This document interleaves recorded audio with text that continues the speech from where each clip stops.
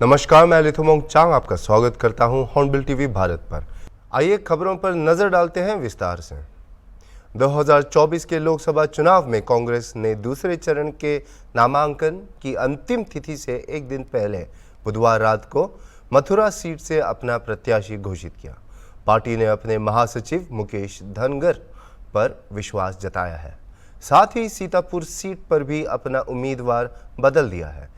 इस सीट से पूर्व मंत्री नकुल दुबे को टिकट नहीं मिला और उनके स्थान पर भाजपा के पूर्व विधायक राकेश राठौर चुनाव मैदान में उतरेंगे।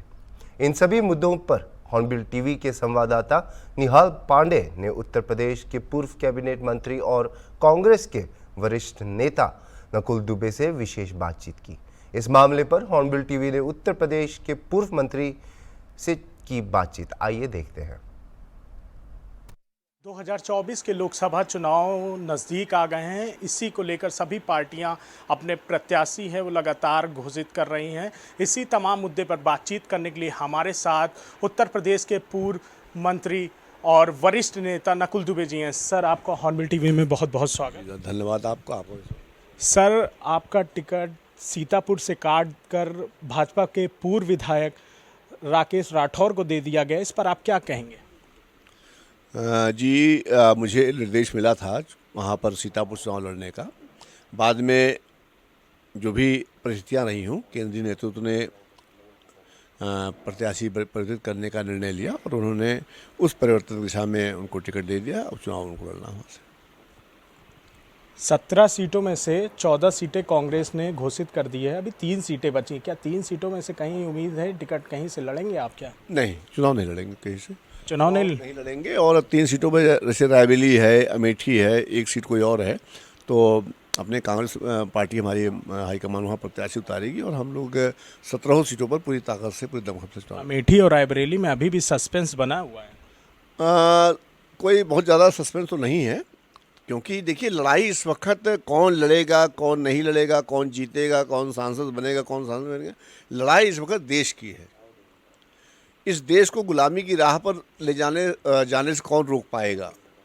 इस देश में जो नफरत की बीज बोया गया है, इस देश में जो भाई से लड़ाने का काम किया गया है, जो बांटने का काम किया गया है, जो महंगाई को चरम सीमा पर पहुंचा करके कुछ मुट्ठी भर अपने चहेतों की जेबों को गर्म करके उनको बहुत सारी उसके संपत्ति का मालिक बनाने का जो काम चल रहा है, इन सब चीज़ों पर कौन लगाम लगाएगा? तो इन सब चीज़ों पर लगाम लगाने के लिए सिर्फ एक नाम है, जिसका नाम राहुल गांधी जी है। तो राहुल गांधी जी इस काम में लगे हुए हैं।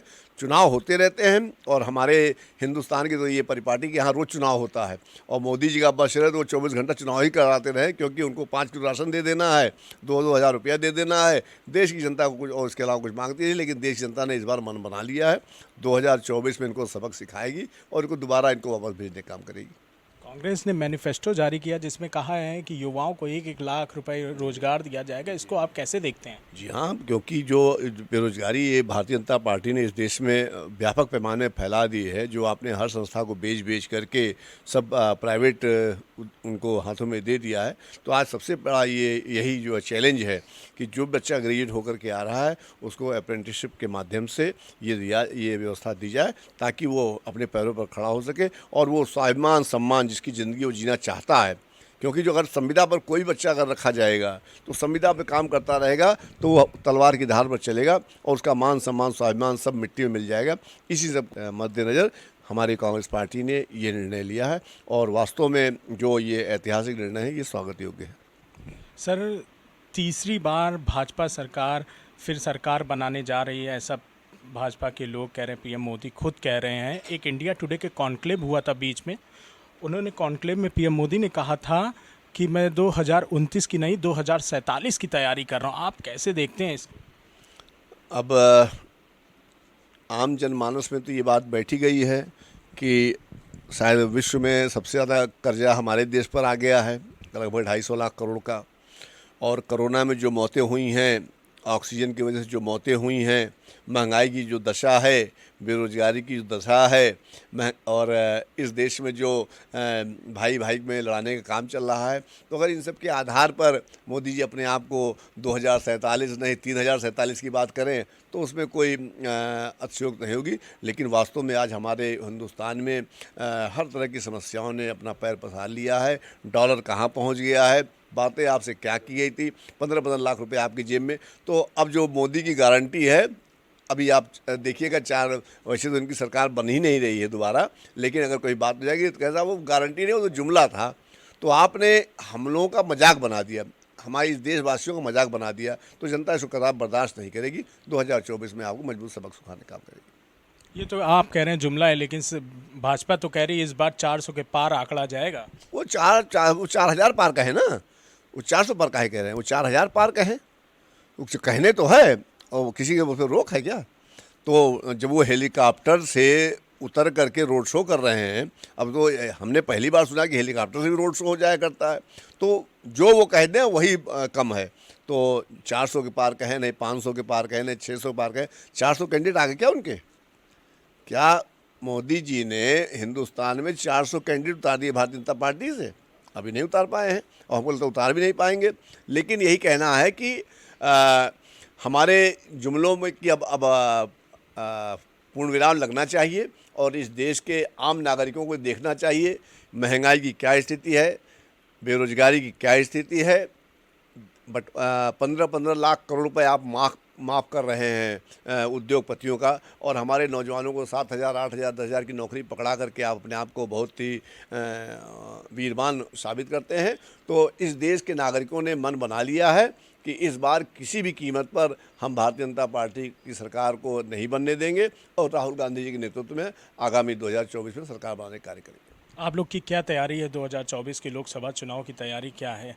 क्या लग रहा है इस बार आप लोग की क्या रणनीति रहेगी, कैसा फैक्टर रहेगा? देखिए, जहाँ जहाँ पर कांग्रेस पार्टी का या हमारे गठबंधन के प्रत्याशी लड़ रहे हैं, पूरी ताकत से सब लोग मिलजुल करके, और एजेंडा बहुत क्लियर है कि भारतीय जनता पार्टी को नेस्त नाबूद करना है, तो सब लोग पूरी तन मन धन जी जान से लगे हुए हैं, और सबका लक्ष्य यही है कि भारतीय जनता पार्टी को 80 की 80 सीटों पर पराजित करके उत्तर प्रदेश के माध्यम से ये संदेश देने का काम करना है कि बहुत हो गई जुमलों की बार, अब की बार कांग्रेस की सरकार। तो इसी पर हम लोग काम कर रहे हैं, और आने वाले 2024 में आपको इसका परिणाम दिखाई पड़ जाएगा। इंडिया गठबंधन कितनी सीटें निकालने का पूरा प्रयास करेगा इस बार?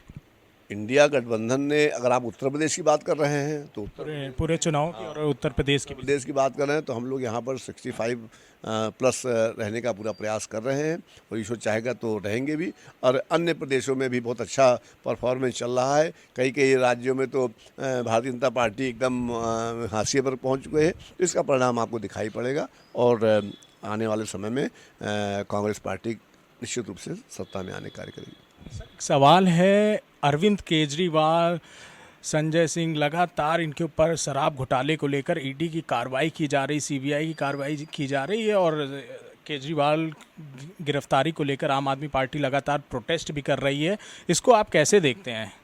इसको हम ऐसे देखते हैं कि अगर हिंदुस्तान में लोकतंत्र जिंदा होता तो आज इलेक्टोरल बॉन्ड पे कार्रवाई हो रही होती, आज टीका कंपनियों से लोन कर्जा लेने वालों, टीका कंपनियों से चंदा लेने वालों पर कार्रवाई हो रही थी, आज जो मांस कंपनियां हैं उसे चंदा लेने वालों पर कार्रवाई हो रही थी, आज हब कंपनी जो कि पाकिस्तान की कंपनी कही जा रही है, पुलवामा कांड के तुरंत बाद जो चंदा आया है उस पर कार्रवाई हो रही होती। लेकिन ये हमारे देश का दुर्भाग्य है कि वही व्यक्ति जो कि कंप्लेनेंट है, रेड्डी, जिसकी कंप्लेंट के बेसिस पर केजरीवाल जी गिरफ्तार हुए, संजय सिंह जी गिरफ्तार हुए, सिसोदिया जी जेल में हैं, जैन साहब जेल में हैं, इन सब लोगों को देख करके यही लगता है कि हमारे देश में लोकतंत्र लगभग समाप्ति की दिशा में कदम रख रहा है। और वास्तव में सर्वोच्च न्यायालय को मैं बधाई देता हूँ और धन्यवाद ज्ञापित करता हूं कि अगर उन्होंने इलेक्शन के पहले इतना कड़ा रुख न अपनाया होता तो हमारे देश की भोली भाली और जनता ये न जान पाती कि हमारे देश में कैसे लोगों ने सत्ता पर काबिज होने में कामयाबी हासिल कर ली है।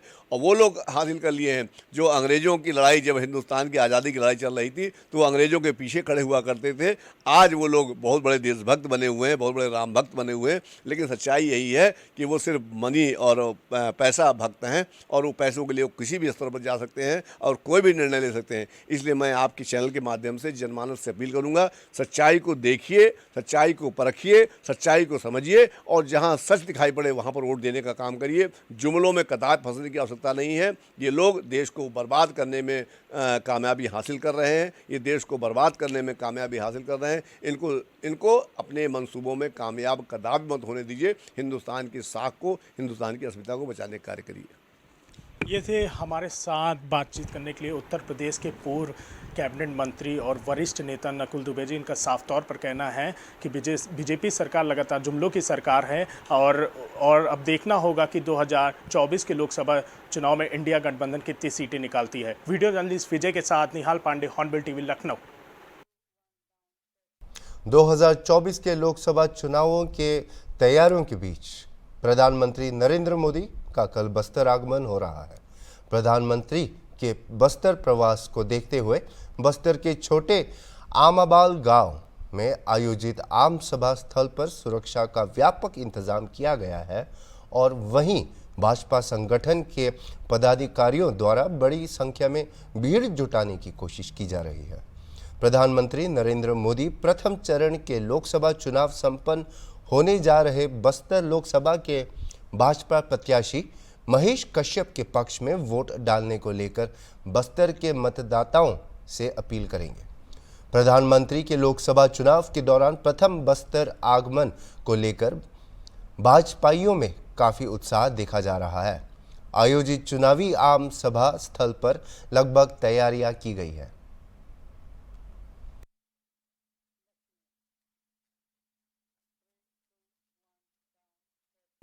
औरैया जिले में कई चौंकाने वाली घटनाएं हुई हैं, जहां बिना डर के अपराधियों ने व्यापारियों को बंदूक की नोक पर लूटा। एक मामले में चोरी की हुई मोटरसाइकिल पर सवार अपराधियों ने एक व्यापारी को लक्ष्य बनाया, जिससे स्थानीय लोग चौंके रह गए। व्यापारी ने पुलिस को घटना की सूचना दी, जिन्होंने जांच आरंभ की। हालांकि इस तरह की घटनाओं से स्थानीय पुलिस की कुशलता में कमी का परिचय देती है। एक ऐसी ही घटना में मोहित कुमार, एक कपड़े की दुकान के मालिक, जिसे घर लौटते समय लूटा गया। अपराधियों ने उसकी सामग्रियां चुरा ली और फिर चोरी की हुई मोटरसाइकिल छोड़ दी। चुनौतियों के बावजूद स्थानिक निष्क्रियता देखते हुए प्राधिकरण अभियान में सक्रिय रूप से हिस्सा ले रहे हैं। जांच के लिए कई टीमों को तैनात किया गया है। क्या नाम भैया आपका? मोहित कुमार। मोहित कुमार। कहाँ के रहने वाले हैं? हमारा हाल निवास है बिदूना, लेकिन बिदूना किस जगह? बर्तना रोड। बर्तना रोड। क्या घटना हुई आपके साथ? मैं करीब 7 बजे अपनी दुकान बढ़ाकर बिदूना घर पे जा रहा था। कहाँ से? अपनी एरवा कटरा दुकान है कपड़े की, यहाँ से मैं बिदूना जब जा रहा था तो रास्ते में प्रहलादपुर और भटौली के बीच में 3 लड़के मोटरसाइकिल से आए और मुझे आगे आकर घेर लिया। उसके बाद में उन्होंने तमंचा दिखाया, उनके पास चाकू भी था। मेरा बैग, मोबाइल फ़ोन और मेरी मोटरसाइकिल लेके भागे। क्या तीनों लोग क्या चेहरा खोले थे कि बंद किए थे? उनने 2 ने चेहरा बंद किया हुआ था, एक का चेहरा खुला हुआ था, जो मैंने बहुत करीबी से देखा है। अगर वो सामने आएंगे तो मैं उनको पहचान लूँगा। उसमें जो एक था उसको पहचान लूँगा। कौन सी आपकी बाइक थी? मेरी हीरो एक्सट्रीम काले कलर की बाइक थी। बाइक तो पता चल रहा कि उनकी कोई बाइक छूटी क्या? हाँ, वहीं उनकी बाइक HF डीलक्स जिससे वो थे वो अपनी छोड़ गए। उसी बाइक से मैं थाने तक पहुंचा और रास्ते में कोई ना मुझे गाड़ी मिली, ना कोई मुझे सहायता नहीं मिली, तो मैं उसी गाड़ी से थाने तक पहुंचा था, एरवा कटरा थाना में। एरवा कटरा थाने। किस जगह की ये घटना? प्रहलादपुर और भटौली के बीच। आपने लिखित थाने में तहरीर दे दी? जी, तहरीर दे दी आपने? तहरीर दे दी है। क्या CCTV फोटोज वगैरह आपने चेक किया कहीं अभी तक? CCTV फोटोज पुलिस वालों ने शाम को करवाई थी यहाँ पर एक पेट्रोल पंप पे आके, लेकिन वो वहाँ पर कोई उसमें मिला नहीं। किस नाम से दुकान है एरवा कटरा में? राधा रानी साड़ी सेंटर के नाम। दिनांक 5 अप्रैल 2024 को मोहित कुमार पुत्र श्री राजेंद्र सिंह, उम्र लगभग 25 वर्ष, निवासी अरवा कोयली, थाना अरवा कटरा, जनपद औरैया। हाल पता भरतना रोड, बिधुना, जनपद औरैया, जिनकी अरवा कटरा में कपड़े की दुकान है। दुकान बंद कर अपने मोटरसाइकिल संख्या P79Y4657 hero stream black colour से अपने बिधुना कस्बा के भरतना रोड स्थित मकान पर जा रहे थे। समय करीब 7:30 बजे के आसपास बाइक सवार 3 अज्ञात बदमाशों ने प्रहलादपुर भटौली अड्डा के पास इनकी बाइक, बैग, मोबाइल तथा 25,000 रुपये छीन कर ले गए हैं तथा जिस मोटरसाइकिल से घटना को अंजाम दिया गया है वह मोटरसाइकिल मौके पर छोड़ गए हैं। घटना में प्रयुक्त motorcycle UP 83 AR 4293 HF deluxe जो महेश्वरीपुरम, सुभाष तिराहा, भोले बाबा मंदिर, सिकोहाबाद, जनपद फिरोजाबाद से चोरी की गई है। 4 टीमें बनाकर CCTV फुटेज आज देखे जा रहे हैं। तहरीर के आधार पर सुसंगत धाराओं में अभियोग पंजीकृत कर लिया गया है। मौके पर कानून व्यवस्था संबंधी कोई समस्या नहीं है। आम आदमी पार्टी के दुर्ग जिला पदाधिकारी व कार्यकर्ताओं ने आज रविवार को भिलाई के सुपेला चौक पर एक दिवसीय भूख हड़ताल कर विरोध प्रदर्शन किया। आम आदमी पार्टी के जिला सचिव संजीत विश्वकर्मा ने बताया कि पूरे देश में जहां भी लोग अरविंद केजरीवाल को प्यार करने वाले हैं, उनकी गिरफ्तारी के विरोध में आज भूख हड़ताल पर बैठे हैं। उन्होंने केंद्र की भाजपा सरकार पर निशाना साधते हुए कहा कि हार के डर से भाजपा ईडी का दुरुपयोग कर हमारे राष्ट्रीय नेता को परेशान कर रही है।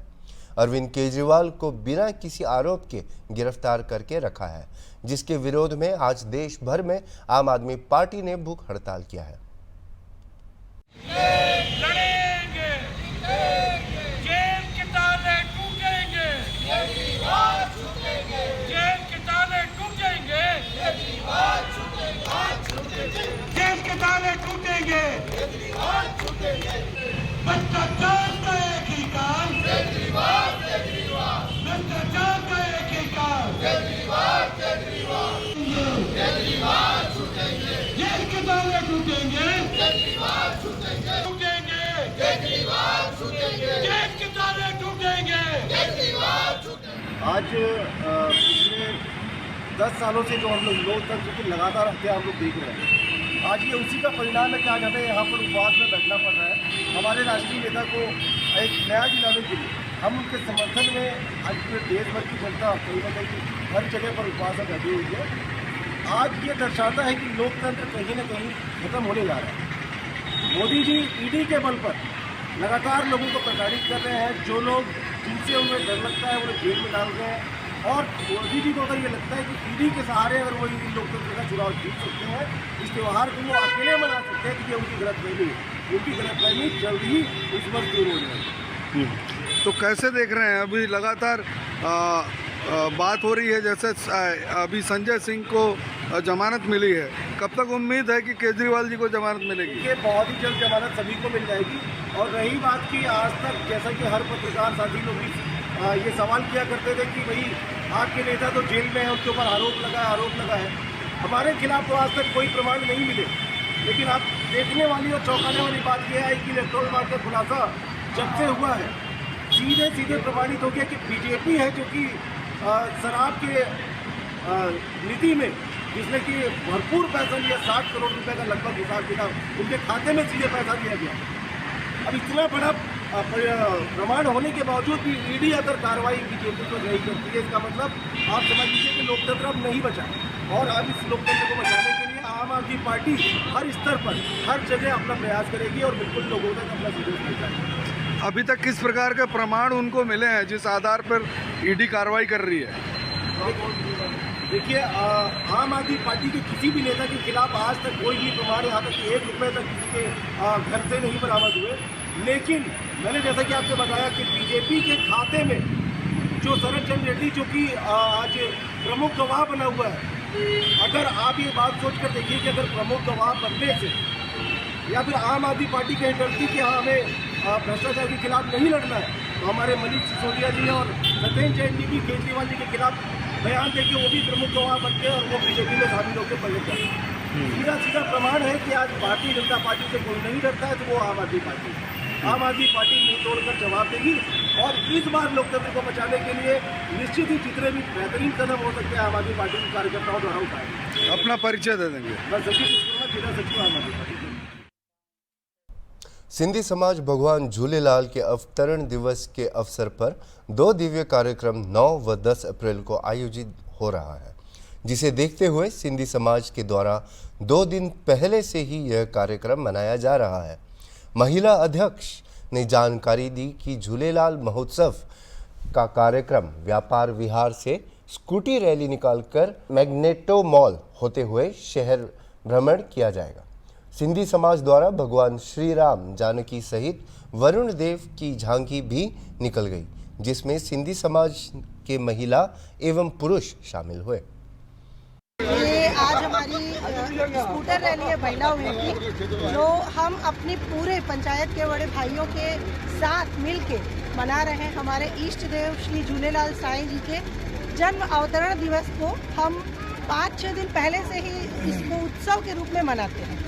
तो आज इसी उपलक्ष्य में पूरे बिलासपुर का भ्रमण स्कूटर रैली के द्वारा हम करेंगे। कहाँ से कहाँ तक जाएगी रैली आप लोगों ये व्यापार विहार एरिया से शुरू होकर के, जो कि बिरादरी पंचायत के क्षेत्र में आता है, और हम बिलासपुर की 6-7 पंचायतें क्रॉस करते हुए यहाँ से मैग्नेटो मॉल के सामने से CMD कॉलेज, पुराना बस स्टैंड, वहाँ से होते हुए गांधी चौक, तोरवा में जाके हम इस रैली की समाप्ति करेंगे। परिचय देंगे। मैं गरिमा शाहानी, नगर अध्यक्षा भारतीय गैंगस्टर से राजनेता बने मुख्तार अंसारी की 28 मार्च 2024 को दिल का दौरा पड़ने से मृत्यु हुई, जिसके बाद उनकी मृत्यु के बारे में कई तरह की अटकलें लगाई गई। नवीनतम अद्यतन के अनुसार समाजवादी पार्टी के राष्ट्रीय अध्यक्ष अखिलेश यादव गाजीपुर पहुंचे, जहां मुख्तार अंसारी के परिवार और उनके परिजनों से मुलाकात की। साथ ही समाजवादी पार्टी प्रत्याशी अफजाल अंसारी और उनके विधायक भतीजे से भी मौजूद रहे। परिवार के सभी सदस्यों से मिला हूं और इस दुख की घड़ी में मैं परिवार के सदस्यों से मिलकर के जा रहा हूं, परिवार का दुख बांटने। और जो घटना हुई है वो शॉकिंग थी सबके लिए, पूरे परिवार के लिए और आम जनता के लिए। और तब बहुत ज़्यादा शॉकिंग है कि मुख्तार अंसारी ने खुद कहा कि उसको जहर दिया जा रहा है, और वही बात सामने आई। हमें उम्मीद है कि सरकार सच्चाई सामने लाएगी और परिवार को न्याय मिलेगा। ये जो हमारे साथ दोनों साथी खड़े हैं, मनु अंसारी, उमर, इनके परदादा क्या स्वतंत्रता आंदोलन में, स्वतंत्रता की आज़ादी में क्या योगदान नहीं रहा? क्या उनके दादा और नाना का बड़ा योगदान नहीं रहा? तो ये वो बातें हैं जिनको ये सरकार छुपाना चाहती है। कभी कभी दूर बैठे लोग छवि नहीं पहचान पाते हैं, जब ज़मीन पर पहुंचते तो छवि जानी जाती है। जो छवि दिखाई गई है वो छवि नहीं थी। परिवार के कितने सदस्य रहे हैं, जैसा मैंने कहा कि आपने मुख्तार अंसारी नाम लिया, उनके दादा, उनके नाना का योगदान क्या देश की आज़ादी में नहीं रहा? किन परिस्थितियों में, किन वजह से चीज़ें बदली, लेकिन समाज और परिवार, और खासकर ये परिवार आज भी गरीबों के दुख दर्द में शामिल है। क्या आपने नहीं देखा कि जन सैलाब यहाँ पर आ गया? वो लोग जिन्होंने यहाँ पर परिवार के साथ खड़े होकर के ये बताया कि वे परिवार के साथ हैं। क्या प्रशासन नहीं भेदभाव कर रहा था? क्या सरकार भेदभाव नहीं कर रही थी? हम जितने लोग हैं, क्या हम ये स्वीकार कर लेंगे कि नेचुरल डेथ थी? क्या आम जनमानस में ये भावना नहीं है कि कुछ सरकार छिपा रही है? और रशिया में क्या एक लीडर ऑपोजिशन को जहर देके नहीं मारा गया? रशिया में नहीं मारा गया क्या? कितने लोगों की जान चली गई? रशिया में अभी लीडर ऑपोजिशन को इसी तरह जेल में रख करके, और जेल में नहीं जहर दे दिया गया। अभी तक के लिए इतना ही, और खबरों के लिए देखते रहे हॉर्नबिल टीवी।